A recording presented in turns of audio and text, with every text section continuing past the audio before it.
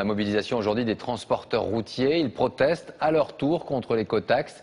Plusieurs milliers de camions provoquent depuis ce matin d'importants ralentissements, notamment en Ile-de-France, en Aquitaine, dans le Nord ou encore dans l'Est du pays. Yves Ginca, Alexis Fischer avec nos bureaux en région. Ils roulent au pas, klaxons bloqués.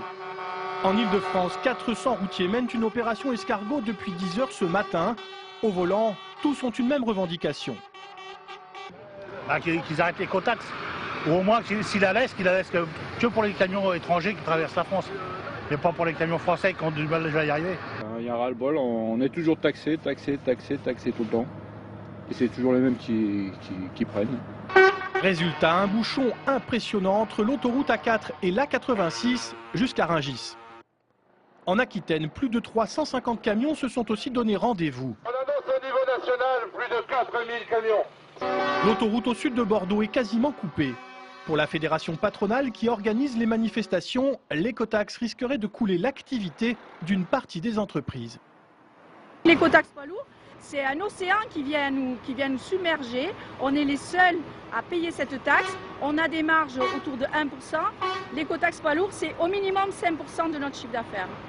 Dans l'ouest, les manifestants bloquent la nationale 12 entre Rennes et Morlaix. Il y a aussi des perturbations en Normandie, sur l'autoroute A13. Dans l'est, la région de Metz est la plus affectée.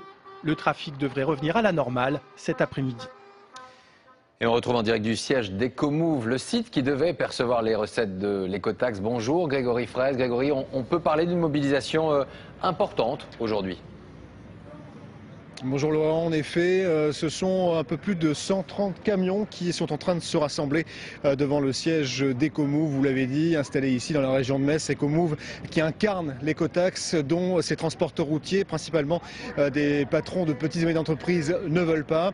Donc un peu plus d'une centaine de camions ici en Lorraine qui ont défilé tout à l'heure sur l'autoroute A31, bloqués pendant plus d'une heure pour l'occasion. Et partout en France, eh bien, d'après les organisateurs, ce sont 3000 véhicules qui ont été mobilisés dans le cadre d'une trentaine de manifestations organisées dans différents secteurs, rassemblements, opérations escargots, des manifestations dont certaines sont d'ailleurs toujours en cours et qui vont se poursuivre durant une partie de la journée. Il est donc possible que la circulation reste difficile pendant une partie de l'après-midi sur les routes de France.